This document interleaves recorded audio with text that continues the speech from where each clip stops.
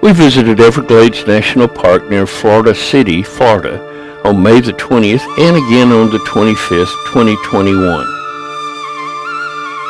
If you would like to get notices when I post again, be sure to subscribe right here. Just click on that button. This is Big Cypress Preserve, and we looked at it a few days earlier, and we've already posted it. This is Everglades National Park, 1.5 million acres. We're going to look at Shark Valley and Airboat Ride on the first day, and the second day we're going to look at Flamingo Visitor Center here in the south. It was established on December the 6th, 1947, and was established to protect the southern 20% of the original Everglades. It's the largest tropical wilderness in the United States. On our first day in the park, we're going to stop at Shark Valley Visitor Center and take a tour there, and then go over to the Airboat Ride and take a tour there. We got really early so we can get to Shark Valley Visitor Center when it opens.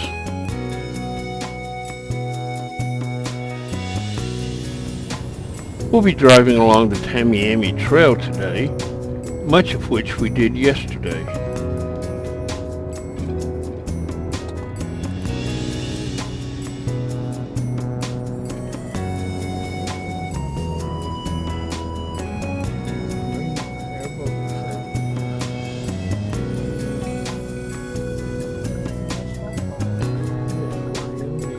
And we arrive at Shark Valley Visitor Center before it opens. In a quarter mile, your destination will be on the right.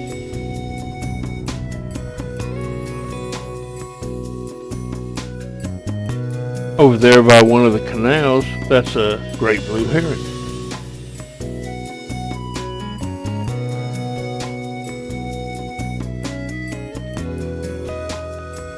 After the visitor center opens, we'll walk down the Bobcat Trail. It's a boardwalk through a mangrove marsh.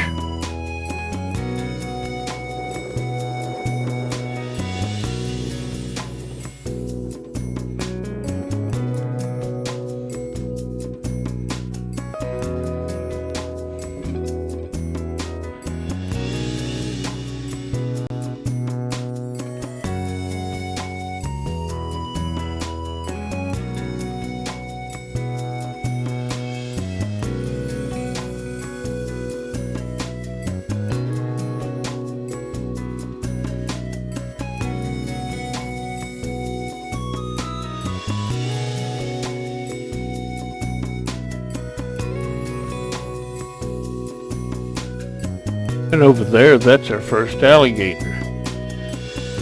Shark Valley is located in the northern part of the Everglades, and we'll look at this part. We're mainly going to be taking the Shark Valley tram, which runs along this route, going down the east road and up the west road. South Florida's landscape is flat as a pancake. A change in elevation of only a few inches can make the difference between flood and drought. The quantity of water in this river is important not only to the cypress trees around us, but to all of this forms of life in the Everglades. Too much water and wildlife may drown. Too little and life simply cannot persist. These are the type vehicles that we'll be riding in. They're rather loud and windy, and so sometimes you can hear our guide and sometimes you can't. Taylor will be our driver and Ricky will be our guide, and I'll talk when he's not able to. I want to formally welcome you to Everglades National Park, Shark Valley, the third largest national park in the continental United States. We are number 3 at 1.5 million acres. Number 2 is Yellowstone at 2.2 million acres. And number 1 is, some of it's in Nevada, some of it's in California. There's a valley in the name. Death Valley's number 1, yes, at 3.8 million acres. We have 2 different seasons out here. We have the wet season and the dry season. The dry season starts at about December and goes all the way to about the beginning of May. The wet season starts at about mid-May and goes all the way to the end of November. So those are our 2 seasons, the wet season and the dry season. In the dry season, the end of it, the floor of the prairie is going to dry out like it is now. Those borrow pits, the first borrow pit that we just passed, all 4 of them on this side will never dry out because they're between 20 to 25 25 feet deep. It's an awesome feeding place for some of these birds and alligators. We got another alligator right here. Technical word, saw sedge. Sawgrass takes up 80% of the Everglades, and if you touch this sawgrass, you'd have to touch it from the ground up, never from the top down. If you touch it from the top down, you get a nasty paper cut because of the serrated edges on this grass. Now, if you walk through the floor of the prairie without the proper clothing, this sawgrass can actually rip through your clothing. There are 4 types of tree islands here: the bayhead, the cypress head, the willow head, and the hardwood hammock. We're going to look at all of them. First, the bayhead. The bayhead is on slightly elevated land, about a foot high, and it consists of many different types of bays. There's lots of creepy crawly things in there because it's very thick there and the birds can't get in there to eat them.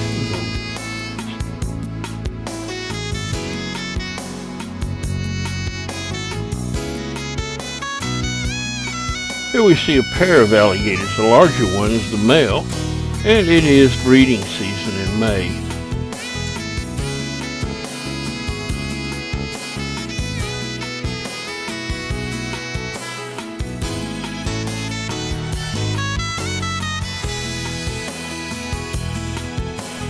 I'll let Ricky explain the coastal plain willowhead. This is an alligator pool party going on right here. This is called the Coastal Plain Willowhead. And this is where the alligators are going to find water 365 days a year. Now, for those of you that know about plants, willow trees need to grow on what, guys? Water, right? And underneath that water in this tree island, there's what? That limestone rock we were talking about, that's the bedrock of Florida, right? Now, what happens here is these wispy-looking leaves drop off into the water, making tannic acid. Year after year, that limestone rock gets softened up, and year after year, these alligators dig a deeper and deeper pool of water. In doing so, these alligators are known as a keystone species, meaning they're making a home for other animals such as snakes, frogs, fish, and turtles in this pool of water right here. This right about 10 o'clock, that's this tree island with the dark green trees, the leaves with that triangle shape to it. This is called the hardwood hammock. And the hardwood hammock, in my opinion, out of the 4 that we're going to learn about, the hardwood hammock is the most interesting tree island we're going to learn about. Why? This is where the Native Americans that lived here prior to the 1940s, the Miccosukee Indians would call hardwood hammocks like this their home. Why? And you walk right in the middle of that tree island. On a hot day like today, it's about 10 degrees cooler. Also, the Native Americans wouldn't want to keep their feet wet all day in this water, right? If you walk right in the middle of this tree island, there's a rise in elevation of about 6 to 8 feet. So you see, it's perfect for them to live in, right? Because they can keep their feet dry 365 days a year. Also, a family would use 3 of these at one time. They would use 1 to cook in, 1 to eat in, and 1 to sleep in. They would never mix any of the 3 for obvious reasons, right? You're not going to sleep where you prepare your food because, you know, you wake up in the middle of the night and you're eye to eye with a black bear or a Florida panther. That'd be bad news. Some of these hardwood hammocks can span half a mile to a mile long, and a whole village will be living inside one of them. This bird is the last bird to leave when a hurricane hits. It's the first bird back after a hurricane has left. So that's why this bird is the mascot for the University of Miami Hurricanes. The white ibis are tactile feeders, meaning they have very sensitive beaks. They have a sloped down beak, so they almost go down like a sewing machine into the water, probing the water for any crustaceans, fish, etc. in this mud and ragged mud. So we're coming up on the 4th and final tree island we're going to learn about. On our left, we have a cypress dome. Dome works a lot like the coastal plain willowhead in that the needles of these trees drop off into the water, making tannic acid. Year after year, alligators dig a deeper and deeper pool of water. We know this because if you look right in the middle of this tree island, you'll notice the trees are a lot taller, right? Why is that? That's because the roots of these trees can dig deeper into the calcitic mud called marl. And why are they dwarfed or stunted closer to us? That's because the limestone rock is stopping the roots of these trees closer to us, right? These trees, they look like they're dying, these shorter, skinnier ones closer to us, but they're not. All the trees in this cypress dome are between 100 to 150 years old. If you guys look on the bottom of these trees, you'll notice a dark mark. What is that? That's how high the water got last year in the wet season. So the Native Americans would use that dark mark as an indicator of how high to build their cheeky huts the year after, so they wouldn't get flooded out, right? Pretty smart, right? Also, they would use the wood for these trees for their canoes. Why? This wood is really sturdy. This wood is waterproof, termite resistant, and fire resistant. This gunk you see everywhere is called periphyte. It's on the dry ground, it's in the water. It's the most important thing here. It's a mixture of algae that feed the fish and also filters the water out.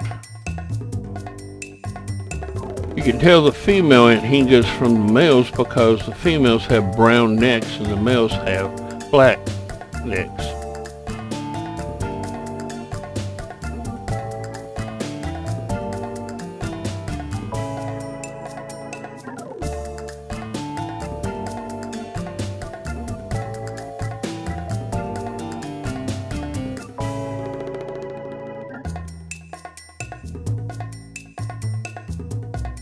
Well, we have one immature little blue heron and a little blue heron right here. Now, immature little blue herons, blue herons when they're young, they are born all white, and as they mature, they turn all blue.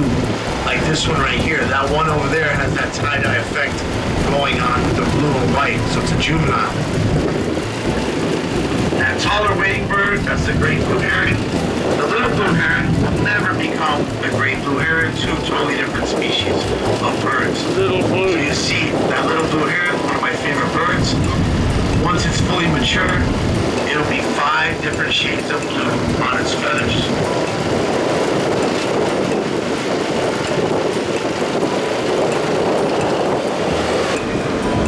So we got a great egret right here, the second tallest wading bird in the park. This all-white bird stands at 3 feet and a wingspan of about 5 feet. This bird was hunted extensively in the early 1900s. People were coming out here by the hundreds to slaughter this bird by the thousands. And why? It was for its feathers, for women's hats. Now we're approaching the far end of the road and our turnaround point, the observation tower. This will be giving us a good look over the entire area around us.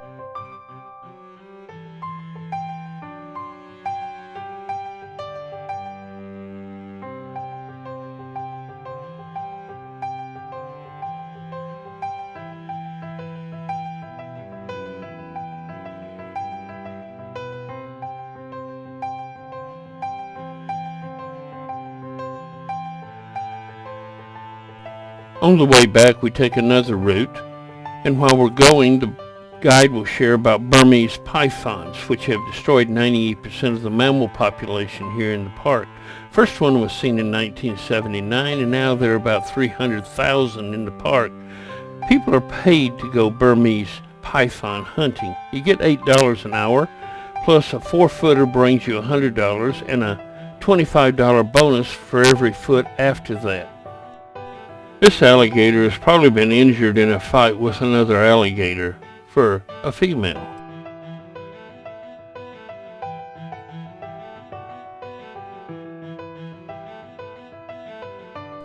Next we come upon a group of baby alligators. They're about 2 years old. They stay with their mother until about 3 years old, and then they're kicked out because they start to become predatory on the younger alligators.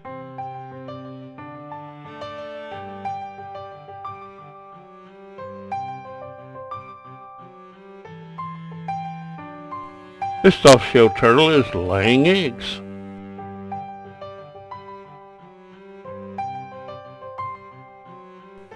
This anhinga nest has 3 young chicks in them. They're about a month old. They're born white and slowly turn black during their fledging. They grow to about the size of their mother within about a month, and within 2 months, they're kicked out of the nest.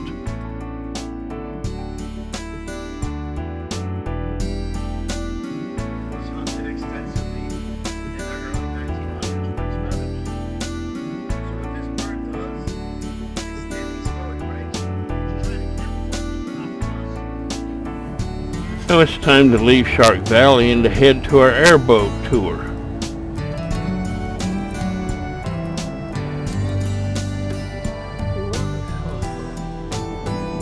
We had scheduled and prepaid for a tiger tail airboat ride, but it's closed when we get there, and the phone has been disconnected, so we're not able to take that ride.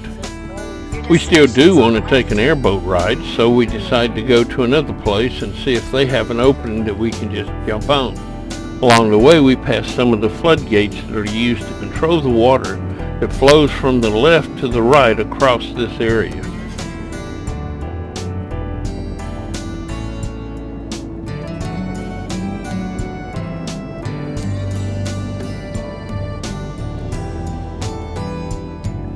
Coopertown is one of the other airboat ride tours. It says it's the original. I'm not sure which one's best, but we're going to be taking it. They have an opening. This is what it looks like from the air. They have a airboat ride departing very soon after we arrive, so we get ready to get on the boat. These are the large airboats that us and a few other people will be using.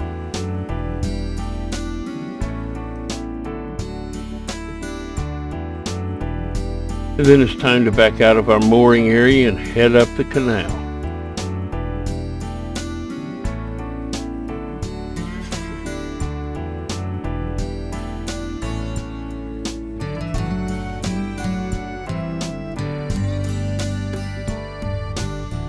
For the most part, I'll just be letting you look as we head out, for it's a beautiful scenery. And this is our group that are heading out, and our guide. I'm not sure what his name is. Let's go.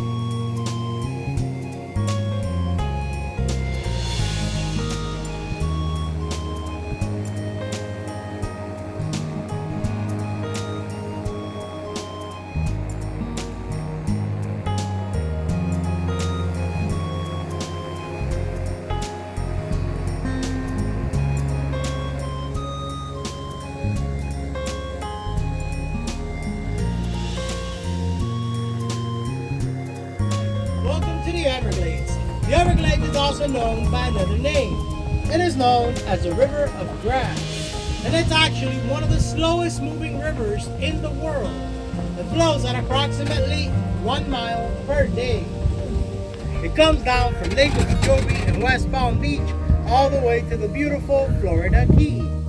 And it's approximately 125 miles long by 60 miles wide. In its total, it is 7.5 million acres. Out of that, 1.5 million acres belongs to the Everglades National Park, which we're in right now. Now, the Everglades are composed about 70% sawgrass, a few other types of grass like needle grass, which is right next to the boat, And hardwood hammocks, with 30% is water. Sawgrass is a 3-sides rated edge leaf. If you run your fingers with the grain, you're okay. If you go against the grain, it can actually cut you down.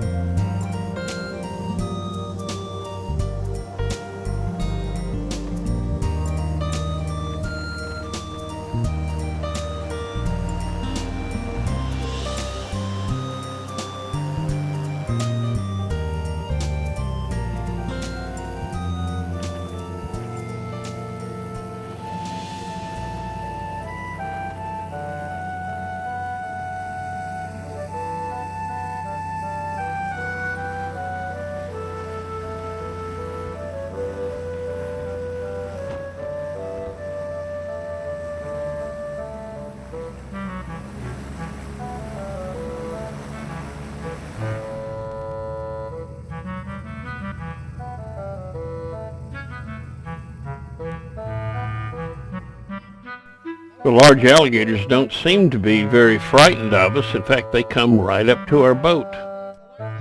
Speeds of 25 to 35 miles per hour. If they really want to, they can jump out of the water the full length of their bodies plus 2 feet. Meaning that alligator right there can easily get inside this boat. Why do you think the driver sits all the way up here? Sorry guys, somebody has to bring our boats back. Any questions? I got you.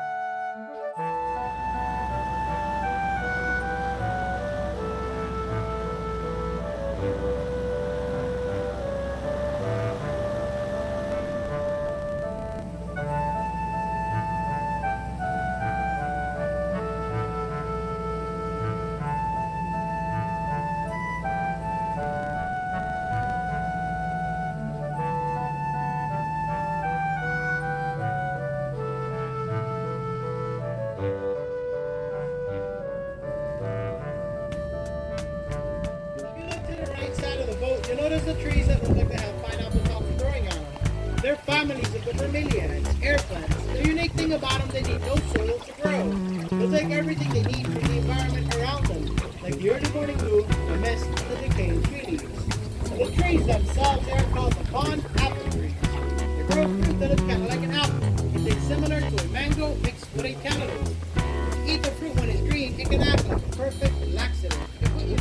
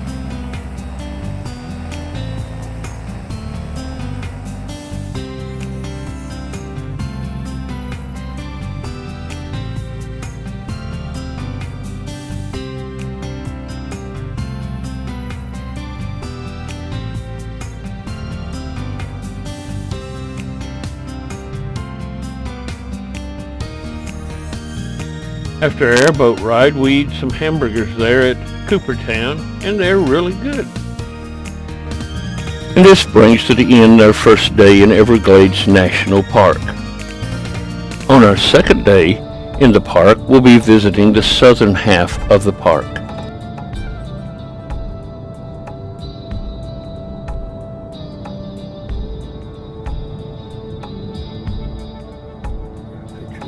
And now we're entering Everglades National Park.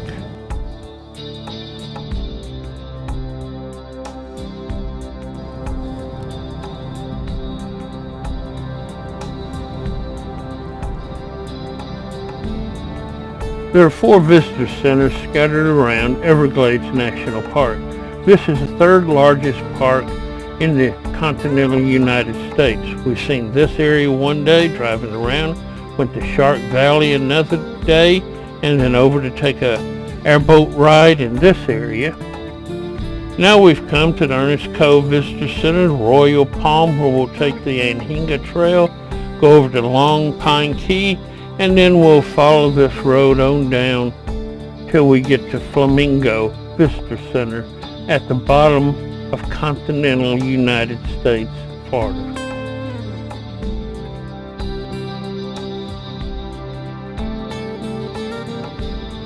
This is what this area looks like from a satellite. Our first stop will be the Ernest Cove Visitor Center, where we'll look around at some of the displays they have there before heading on down the road. This area looks a lot like what we saw at Shark Valley.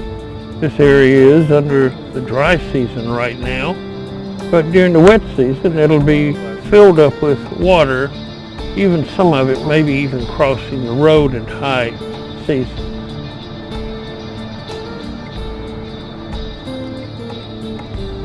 We'll be going first to Royal Palms Visitor Center.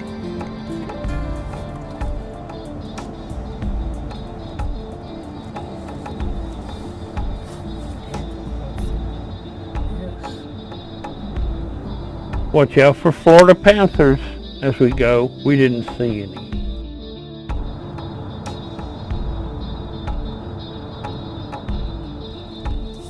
Now we arrive at the Visitor Center, and we're going to be taking a hike along the Anhinga Trail.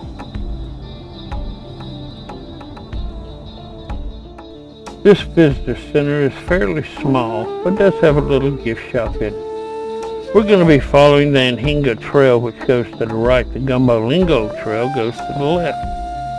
And we'll be seeing all sorts of wildlife along this slough. This is a female Anhinga, you can tell by the brown neck. This great blue heron doesn't seem to be too worried about the alligator right behind it.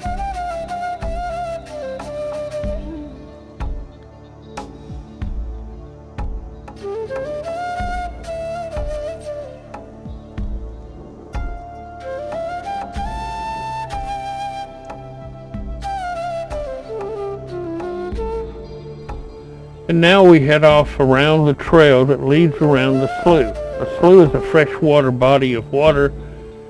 This one doesn't have all of its water right now, again the dry season, but it does have a core that stays wet all the time.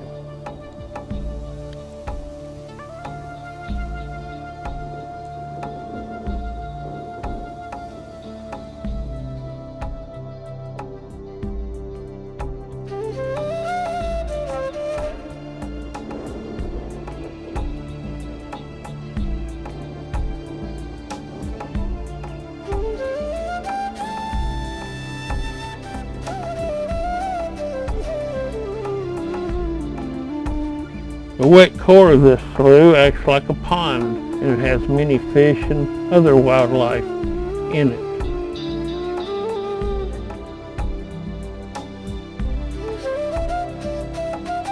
Mayan cichlids are invasive species that have come in to take over from natural species. This is a male Anhinga, you can tell by the black neck on it. And here are 2 babies in a nest. You can see the mother on the right and the 2 white chicks. They're white when they're born and turn black as they age.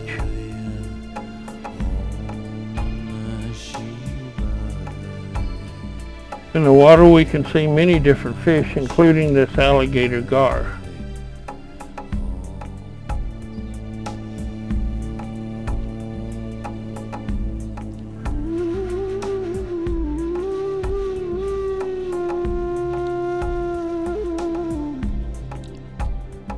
A Florida soft-shelled turtle sticks its neck up and explores among the lily pads,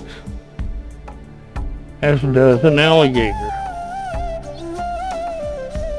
There are also many pond sliders here among the vegetation and out on the rocks.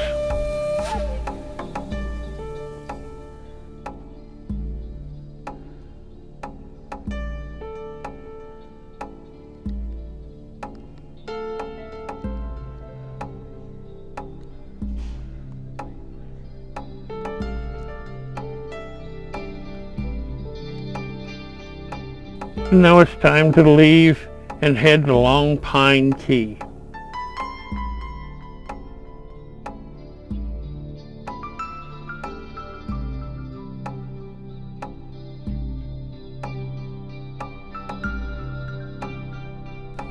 Long Pine Key is a raised elevation land and has pine trees growing on it. As you can see, there are long pines.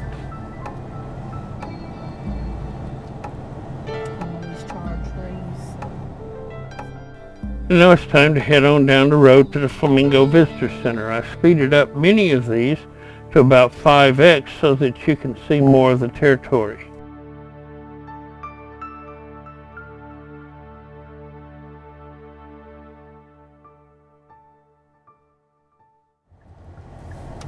We turn into Cecil's Pond to look at the parking area and see what's back here, and we find a whole bunch of turkey vultures.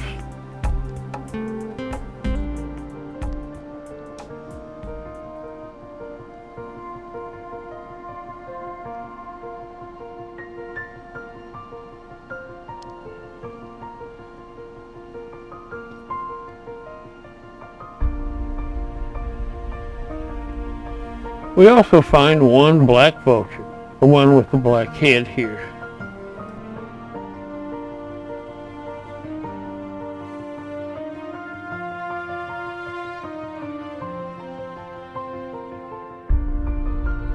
As we head on down the road, we stop and pull over so we can look at an osprey, which has caught a fish and is eating on it up in a tree.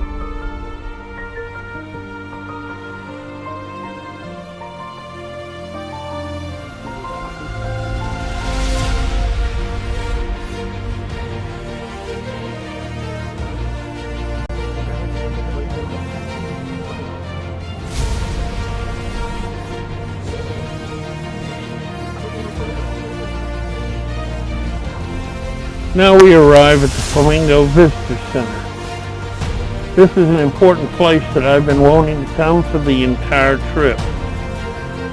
The Visitor Center itself is under construction, so you can't go there. They're actually operating right now out of a trailer. We are now located at the very tip of the end of Florida, continental Florida that is, if you take out the Keys. And this is what it looks like here. There are many waterborne activities here because of its proximity to the water, but we've come to see two different things. We wanted to see wild manatees, and we will in these two locations, and saltwater crocodiles, which we'll see here. Let's get started. These are manatees. The one at the gray is the adult, and the brown one is the baby. It's only about 4 feet long right now. This is about all you'll see of a manatee out of the water normally, but you'll see here it comes up for air. They are air breathing, so they have to stick up their head every once in a while to breathe. There are actually 4 or 5 manatees. They seem to be feeding on the bottom and then coming up for air every once in a while among these docks.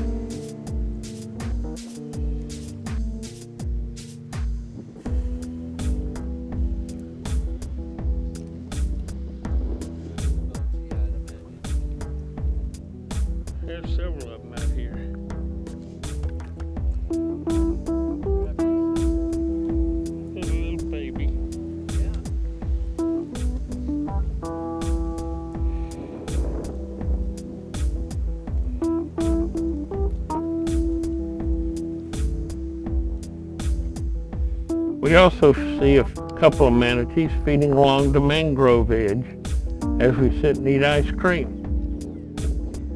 The baby and mother.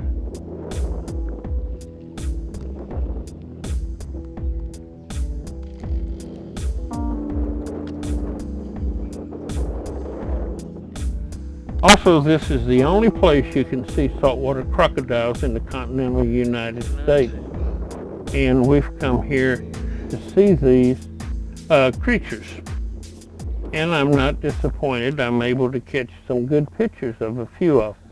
Notice that they have a pointed nose, not the rounded nose of an alligator. These are not alligators. These are crocodiles.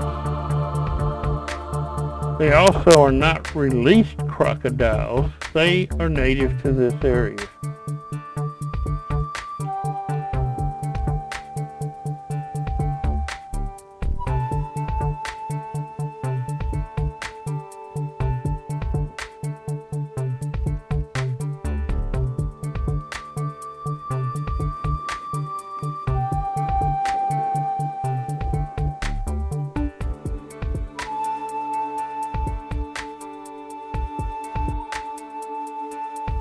It's now time to leave Flamingo Visitor Center and head back up the road toward our hotel.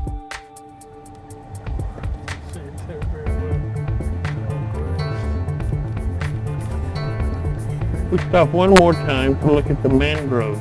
It's interesting how they're up on their roots because this will have 3 to 4 feet of water in it during the rainy season.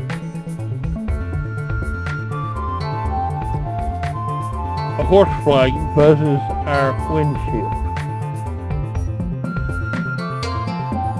And now we're leaving Everglades National Park.